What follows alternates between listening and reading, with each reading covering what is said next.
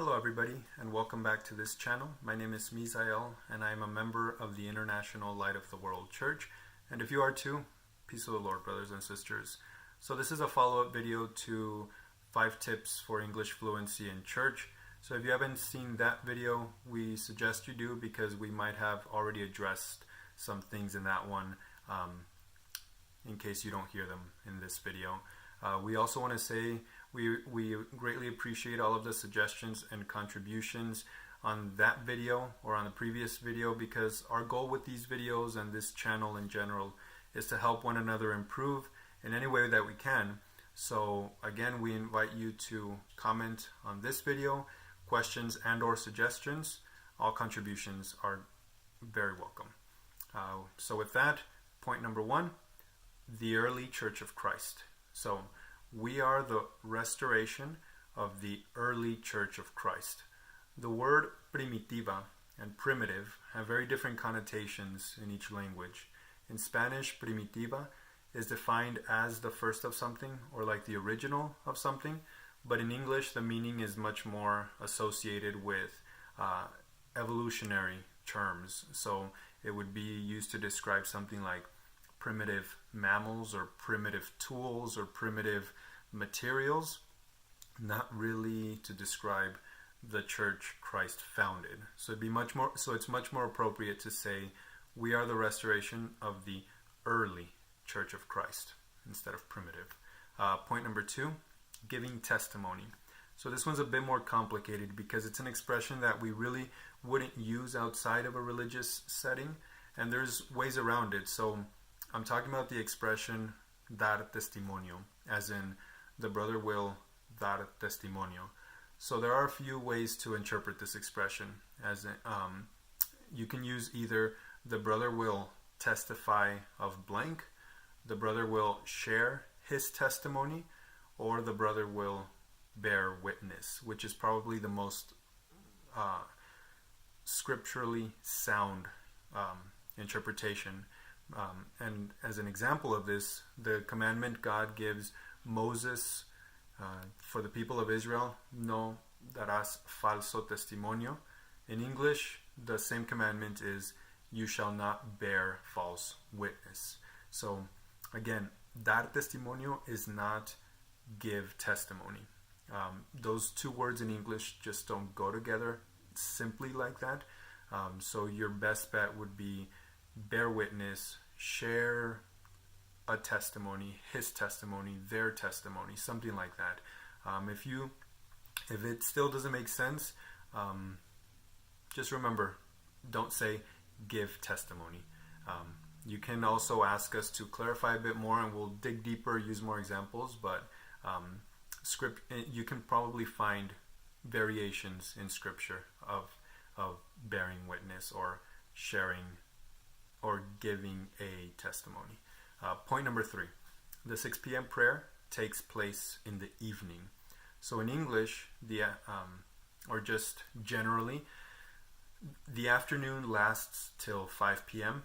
I know that when taking prayers or services in Spanish, we will often say and hear esta tarde, and our first instinct might be to say this afternoon, but if it's 6:30 or 7, sometimes the evening prayer begins at different times, but if it's after 5 p.m., it's this evening. So just a good thing to remember. For point number 4, again, we wanted to address a few things in the comments of our last video for anyone also wondering. The paragraphs in our hymns, estrofas, in Spanish are verses in English. I've also heard stanzas, but a stanza is used when talking about lines of poetry. So when they're lines in a song, they're verses. And speaking of verses, individual passages in scripture, what we would normally call textos, and notebooks will say textos, for passages of the Bible. In English, those are also verses, not texts. So verses for estrofas in the hymns, in the hymnal, and verses also for individual passages in scripture. And also And then within this same point number 4, the phrase vamos a ir ante las plantas del Señor. So for those who don't know, planta is the sole of your foot, as far as I know. And so there's no direct translation for English of this expression. So I would just recommend something like, let us go before the presence of the Lord, or let's present ourselves before the Lord. Usually this expression is used when inviting to pray. And so the presence of the Lord would be most appropriate. No direct translation for vamos a ir ante las plantas del Señor. A brother also asked about an alternative for leg when talking about the Apostle of God's Universal Tour. And although leg is technically correct, if you're just uncomfortable with the word because it does seem a bit off to you, stage can be used in its place. So personally, I use stage. So the Apostle of the Lord's address in Baja California, I would call it the 4th stop on the 14th stage of his Universal Tour. Like I said, leg of his tour is technically correct, but those are just 2 words that you can use, whatever you prefer. Point number 5, Solicitos y Serviciales. The word servicial is something that we've probably all heard at one point or another that we should strive to be, especially towards newer brothers and sisters or visitors. But again, this is a word that depends very much on the context.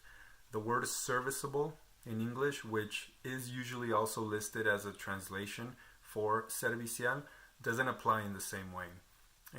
So if we're encouraged to be solicitos y serviciales, then the invitation is to be attentive and helpful. So servicial in most contexts would translate best to helpful. And then solicitos, not solicit. Solicit is completely different. Solicitous, but make sure you don't forget the ending, solicitous.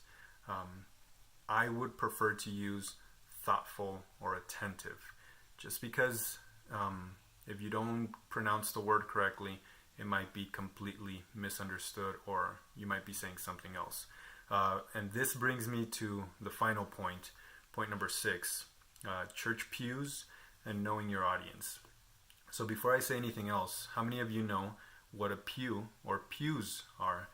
I want to say God pay our sister with the name Liz the Brave, who commented on our last video to let us know that the long benches in churches that have a backrest are called pews appropriately, not benches. And this is something that I actually was unaware of, because I always just assumed they were simply called benches, and I never really looked into it.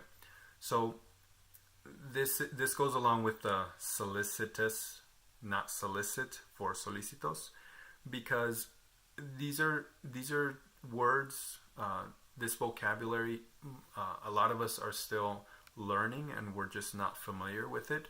So it's very important that we pay attention to our audience, whether you're taking English services or prayers, or if you're translating, interpreting. You don't want to use words that people don't understand. So don't hesitate to every once in a while define the words you're using, just to make sure, or to have backup words. So for example, if I say pews during a service, maybe many know what those are, but if people have just not heard them, I would say something like pews or the church benches, or for example, I would say solicitous or attentive and helpful, just to clarify, and so that our vocabulary as a whole is growing and improving. And so these are just like I said, some suggestions, some tips, and it's a process. We're all going through it. Some might be a little bit better than others, but we'll improve. We'll continue to improve. And so I hope that this video helped. Like I said earlier, please feel free to comment and let us know about other common misunderstandings or expressions so that we can look into those as well and address them. Again, all contributions are welcome, and let's help one another improve. Hope this helps. God bless you.